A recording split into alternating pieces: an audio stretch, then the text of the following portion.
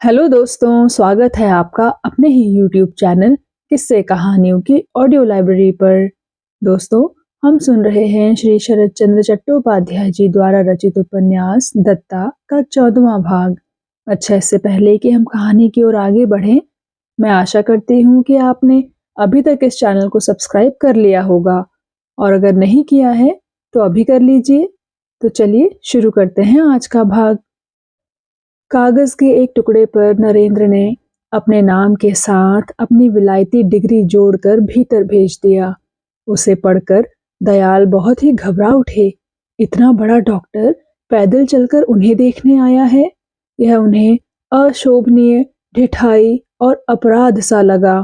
वे यह नहीं सोच सके कि जब इस डॉक्टर को ही निकाल कर वे इस मकान में रह रहे हैं तो इस लज्जा के कारण किस तरह उसे अपना मुंह दिखाएं। पल भर के बाद ही एक और गौरवर्ण, दुबले पतले छरहरे युवक ने उनके कमरे में प्रवेश किया, जो मुग्ध नेत्रों से उसे ताकते रह गए। उन्हें ऐसा लगा कि मुझे चाहे जो भी रोग हो और चाहे जितना भयानक हो, अब डर नहीं है, मैं बच गया।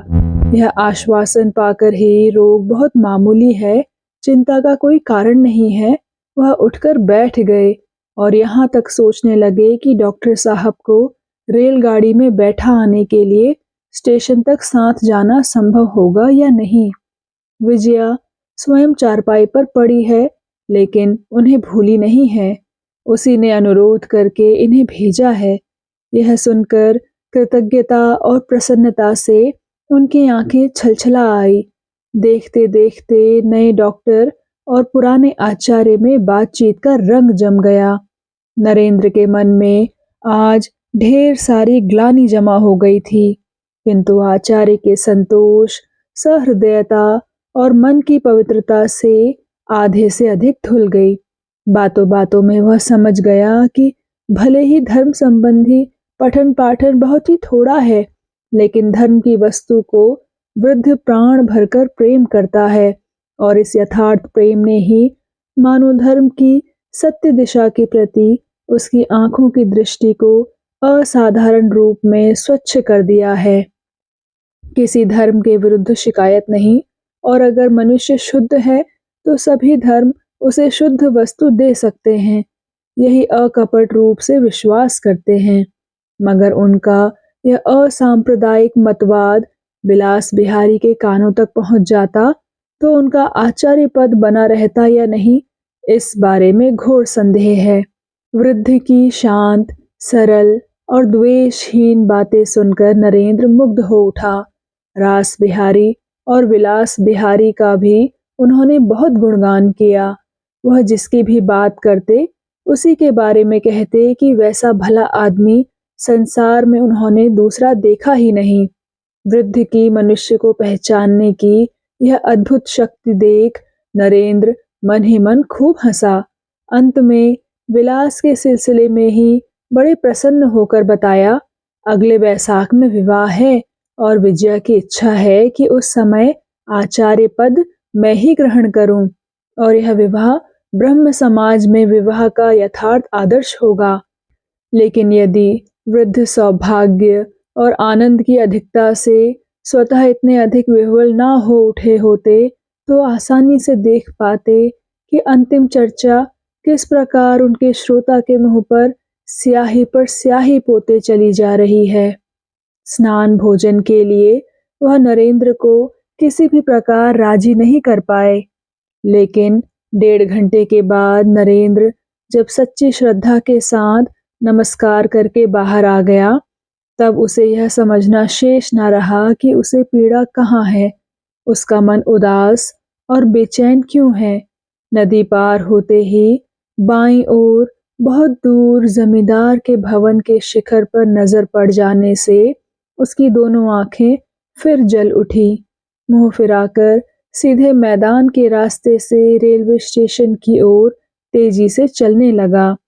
आज अचानक इतना बड़ा आघात न लगता तो शायद वह इतनी जल्दी अपने मन को न पहचान पाता।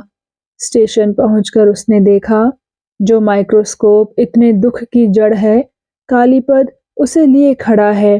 पास आकर बोला, डॉक्टर बाबू, माँ जी ने इसे आपके पास भेजा है। नरेंद्र ने तीखी आवाज में पूछा, क्यों? क्यों? सो कालीपत जानता नहीं था, लेकिन चीज डॉक्टर बाबू की है और इसी को लेकर जो अनेक अप्रिय घटनाएं हो चुकी थी वे कालीपत से छिपी नहीं थी। इसलिए उसने गांठ की बुद्धि खर्च करके मुस्कुराते हुए कहा, आपने वापस जो मांगा था? नरेंद्र मन ही मन और अधिक क्रुद्ध हो उठा। बोला, नहीं, मैंने नहीं मांगा। मेरे पास देने के लिए रुपए नहीं है। कालीपद ने समझा यह रूठ जाने की बात है। पुराना नौकर था।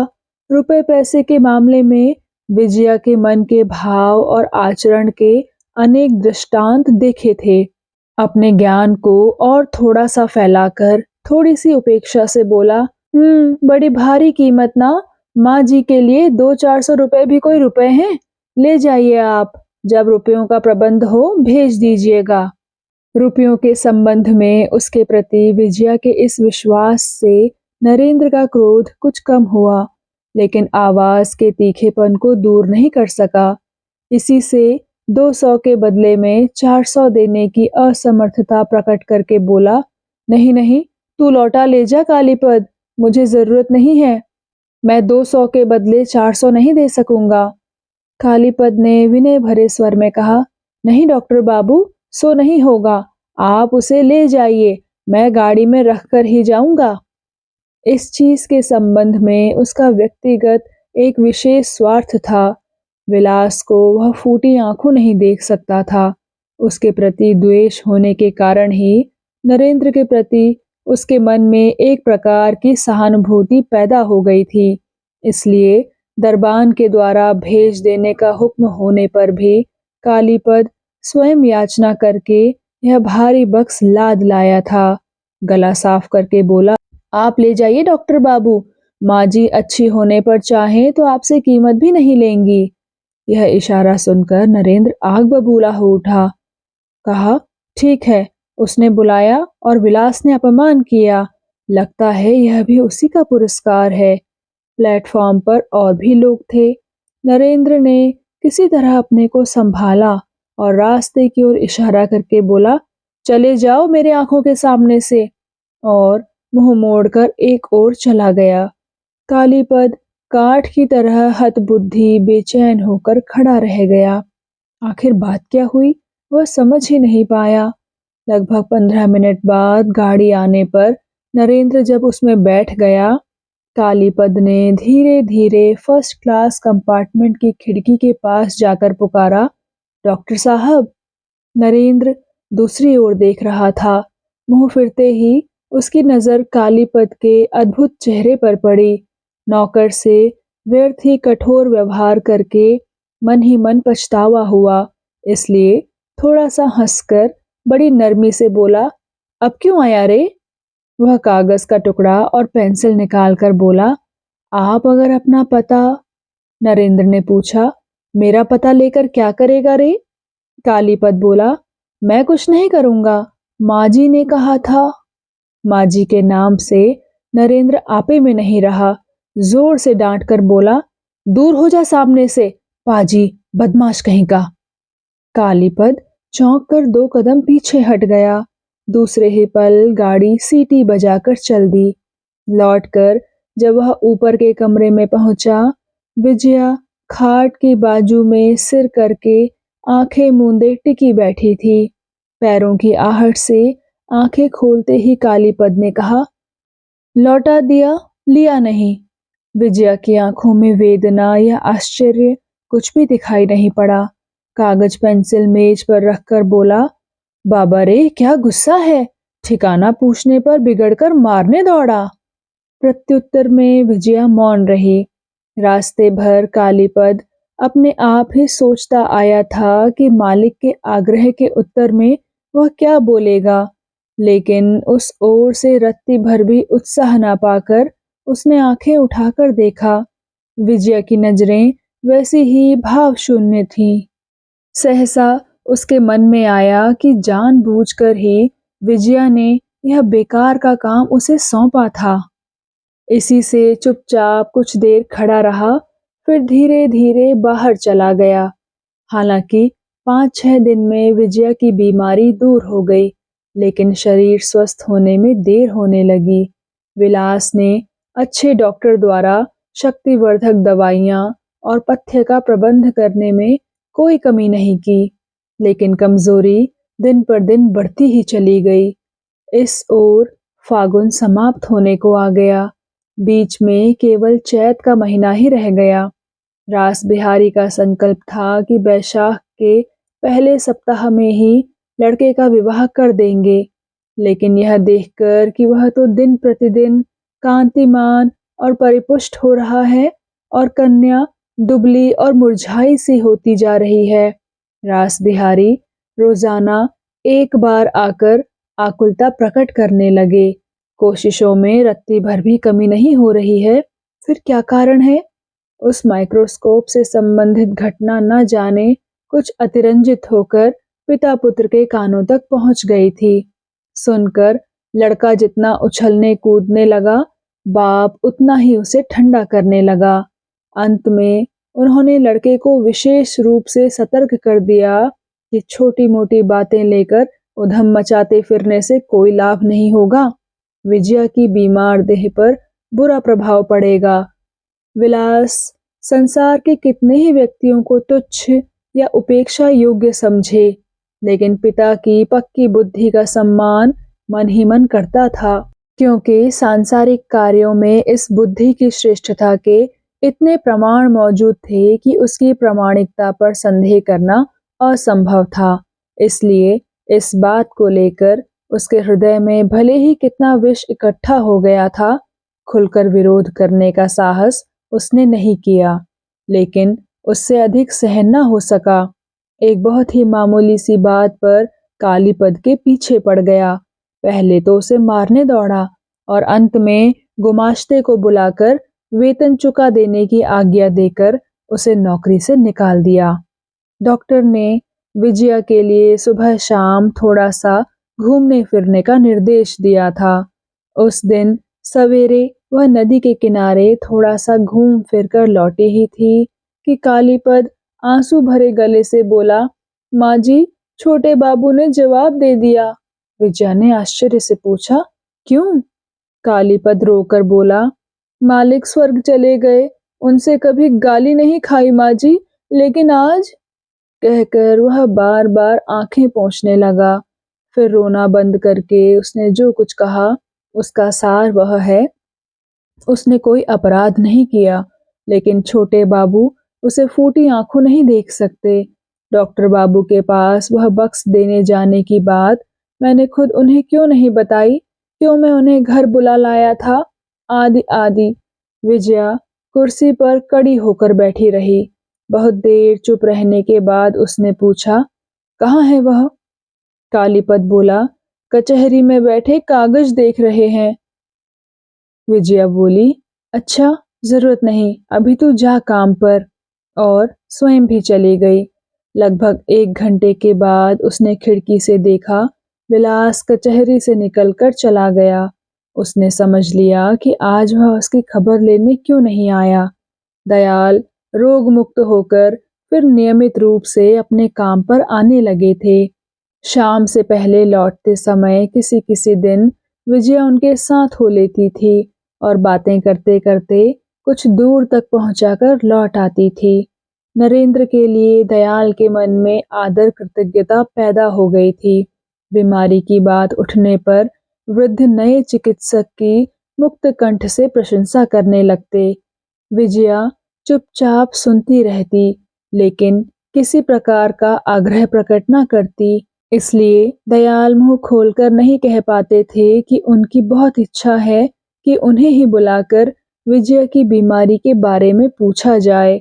अंदर का रहस्य उन्हें बिल्कुल मालूम न था, इसलिए विजया की मौन उपेक्षा से उन्हें आंतरिक पीड़ा होती थी।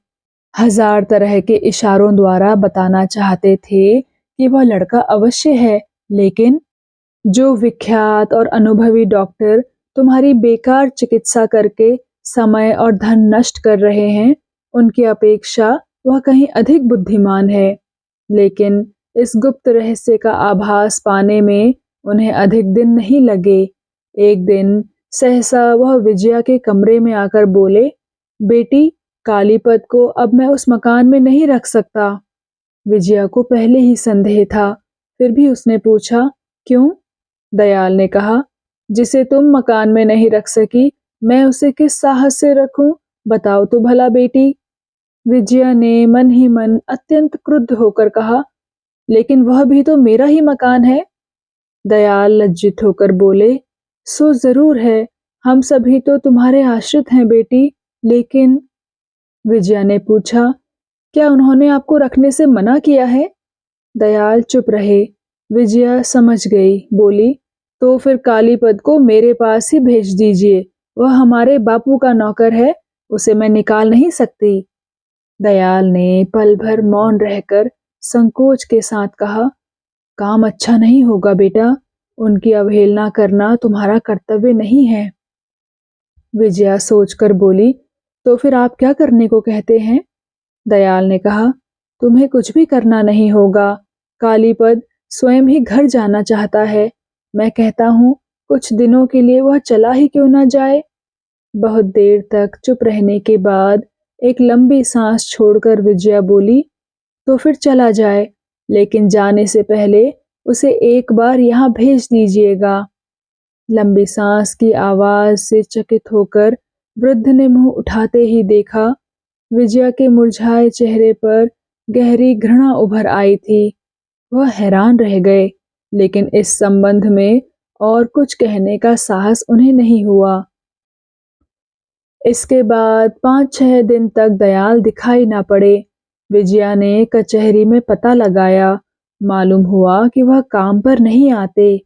इससे बेचैन होकर वह जब यह सोच रही थी कि आदमी भेजकर पता लगाना आवश्यक है या नहीं, उसने दरवाजे के बाहर उनका खांसना सुना।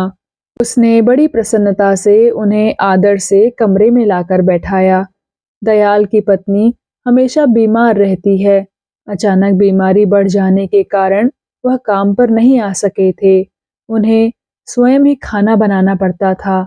उसकी बातों से विजया ने यह तो समझ लिया कि भय की कोई बात नहीं है। फिर भी पूछा, अब वह कैसी हैं? दयाल बोले, आज अच्छी है। नरेंद्र बाबू को चिट्ठी लिखी थी, वह कल तीसरे पहर आकर दवा दे गए हैं। कैसी अद्भुत चिकित्सा है बेटी, 24 घंटे के अंदर अंदर 12 आने रोग चला गया है। विजया होंठ दबाकर हंसी, फिर बोली, अच्छी क्यों ना होगी, आप सबका क्या साधारण विश्वास है उन पर? दयाल बोले, यह सच है, लेकिन विश्वास यूं ही तो हो नहीं जाता बेटी। हमने परीक्षा करके देख लिया है, ऐसा लगता है कि घर में पांव रखते ही सब ठीक हो जाएगा। विजया फिर मुस्कुराई, बोली, अवश्य हो जाएगा।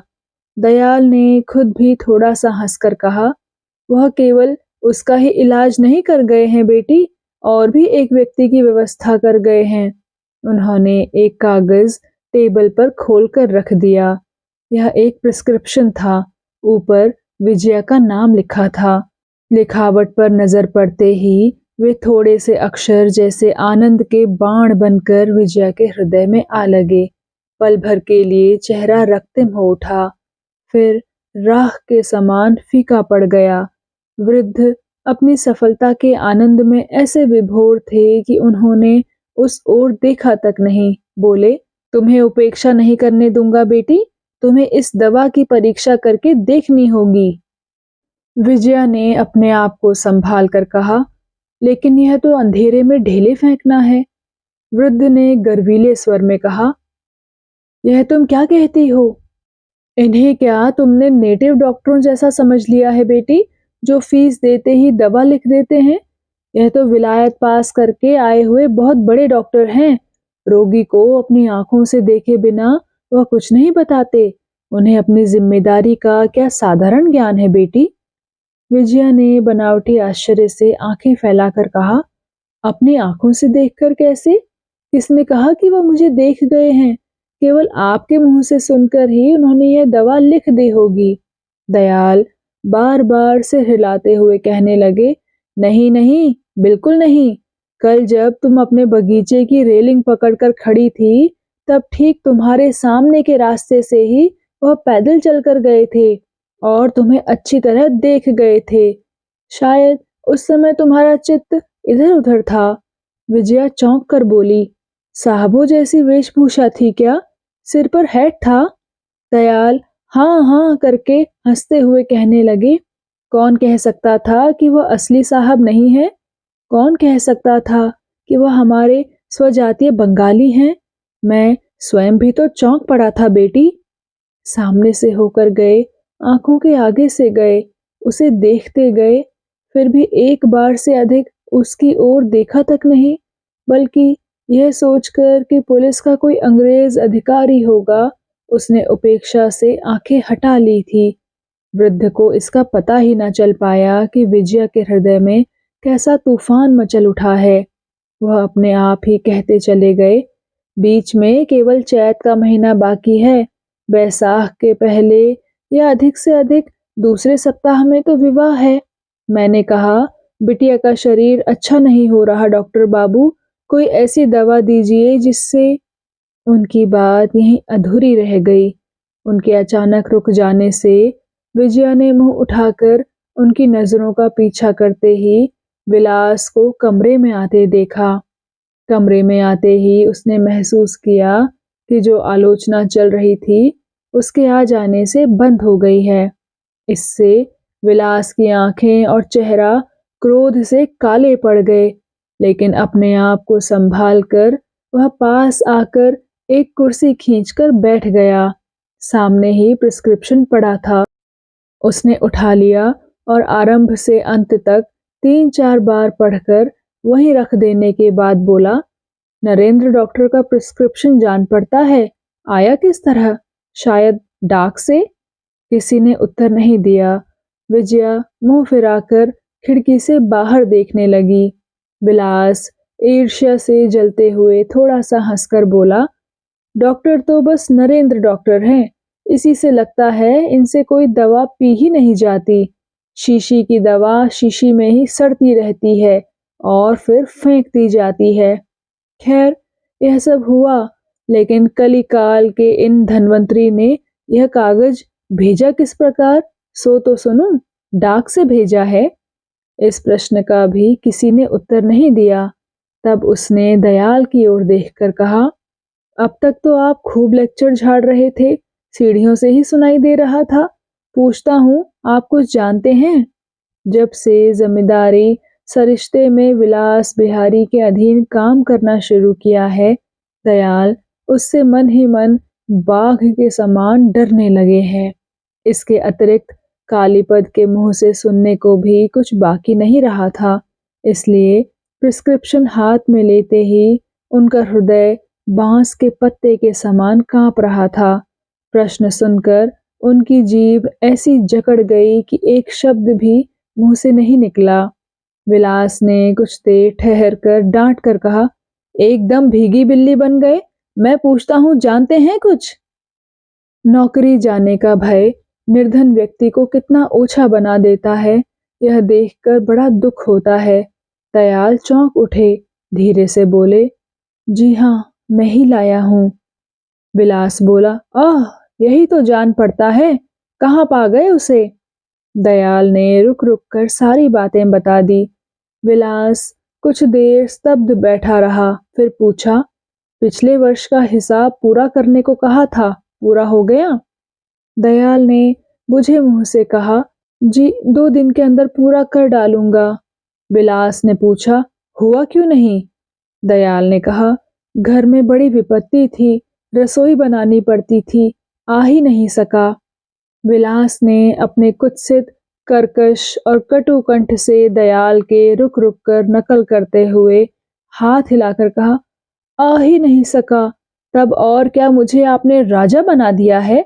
मैंने पिताजी से पहले ही कहा था, इन सब बूढ़े आदमियों से मेरा काम नहीं चलेगा। इतनी देर बाद विजया ने मुंह फिराकर देखा। उसके चेहरे पर अपार गंभीर शांति थी, लेकिन दोनों आंखों से जैसे आग निकल रही थी। उसने धीमे लेकिन दृढ़ स्वर में कहा, दयाल बाबू को यहाँ किसने बुलाया है जानते हैं? आपके पिताजी ने नहीं, मैंने। विलास ने विजया की ऐसी आवाज कभी नहीं सुनी थी। इस प्रकार की आंखों की दृष्टि भी कभी नहीं देखी थी। लेकिन वह झुकने वाला आदमी नहीं था। पल भर चुप रहकर बोला, किसी ने भी बुलाया हो, मुझे यह जानने की आवश्यकता नहीं। मैं काम चाहता हूँ, मेरा संबंध काम से है। विजया ने कहा, जिसके घर पर विपत्ति है वे काम करने किस तरह आ सकते हैं? विलास उद्दंडता से बोला, इस तरह तो सभी विपत्ति की दुहाई दे सकते हैं, लेकिन दुहाई सुनने से मेरा काम नहीं चलता। मैंने जरूरी काम समाप्त करने का हुक्म दिया था, सो नहीं हुआ। उसकी कैफियत चाहता हूँ, विपत्ति के बारे में नहीं जानना चाहता। विजया के होंठ कांप उठे। उसने कहा, सभी लोग विपत्ति की झूठी दुहाई नहीं देते, कम से कम मंदिर का आचार्य नहीं देगा, सो जाने दीजिए। लेकिन मैं आपसे ही पूछती हूँ, जब आप जानते हैं कि आवश्यक काम होना ही चाहिए, तब आपने ही पूरा करके क्यों नहीं रखा? आपने क्यों 4 दिन काम में गैर हाजिरी की? कौन सी विपत्ति में पड़ गए थे आप, सुनो जरा। विलास आश्चर्य से हतबुद्धि होकर बोला, मैं खुद खाता पूरा करके रखूं, मैंने क्यों गैर हाजिरी की? विजया ने कहा, हाँ यही, हर महीने आप 200 रुपए वेतन लेते हैं। ये रुपए मैं आपको खाली यूं ही नहीं देती, काम करने के लिए देती हूँ। विलास ने मशीन के पुतले की तरह बस इतना ही कहा, मैं नौकर हूँ, मैं तुम्हारा अमला हूँ। अत्यधिक क्रोध से विजया को हित अहित का ज्ञान नहीं रहा। उसने तीव्र स्वर में कहा, काम करने के लिए जिसे वेतन दिया जाता है, उसे इसके सिवा और क्या कहते हैं? आपके अनेक उत्पात मैं चुपचाप सहती आ रही हूँ, लेकिन मैंने जितना सहा है, अन्याय और उपद्रव उतना ही बढ़ता गया है। जाइए, नीचे जाइए। मालिक नौकर के संबंध के सिवा आज से आपके साथ मेरा कोई संबंध नहीं रहेगा। जिस नियम से मेरे अन्य कर्मचारी काम करते हैं, ठीक उसी नियम से आप काम कर सकें तो कीजिए, नहीं तो आपको मैंने जवाब दिया। मेरी कचहरी में घुसने की कोशिश मत कीजिएगा। विलास उछल पड़ा और दाहिने हाथ की तर्जनी कपाता हुआ चिल्ला उठा, तुम्हारा इतना दुस्साहस? विजया ने कहा, दुस्साहस मेरा नहीं, आपका है। मेरी स्टेट में नौकरी करेंगे और मुझ पर ही अत्याचार करेंगे? मुझे तुम कहने का अधिकार किसने दिया आपको? मेरे नौकर को मेरे ही मकान में जवाब देने का, मेरे अतिथि का मेरी ही आंखों के सामने अपमान करने का साहस कहां से आपको हुआ? विलास क्रोध से जैसे पागल होकर अपनी चीखों से घर भर को कपाकर बोला, अतिथि के बाप का पुण्य था जो उस दिन उसके शरीर पर मैंने हाथ नहीं लगाया और उसका हाथ नहीं तोड़ दिया।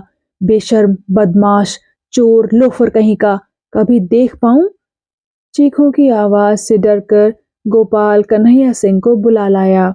दरवाजे पर उसका चेहरा देखते ही विजया ने लज्जित होकर अपनी आवाज संयत और सामान्य कर ली और कहा, आप जानते नहीं, मैं जानती हूँ कि यह आपका ही बहुत बड़ा सौभाग्य है जो उनके शरीर पर हाथ लगाने का साहस आपने नहीं किया।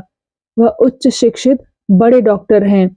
उस दिन उनके शरीर पर भी शायद वह एक बीमार नारी के कमरे में विवाद न करते और सहन करके चले जाते। लेकिन मेरे इस उपदेश की भूल कर भी अवहेलना मत कीजिएगा कि भविष्य में उनके शरीर पर हाथ लगाने का शौक अगर आपको हो, तो या तो पीछे से लगाइएगा, नहीं तो फिर अपने जैसे और भी 5-7 आदमियों को साथ लेकर सामने से लगाइएगा। लेकिन बहुत हो हल्ला हो चुका है, अब रहने दीजिए। नीचे से नौकर चाकर दरबान तक डरकर ऊपर चढ़ आए हैं। जाइए, नीचे जाइए। कहकर वह उत्तर की प्रतीक्षा तक किए बिना बगल के दरवाजे से दूसरे कमरे में चली गई। तो दोस्तों, कैसा लगा आपको आज का भाग? कृपया कमेंट सेक्शन में आकर जरूर बताइएगा। मैं मिलूंगी आपसे इसी कहानी के अगले भाग के साथ। तब तक के लिए धन्यवाद।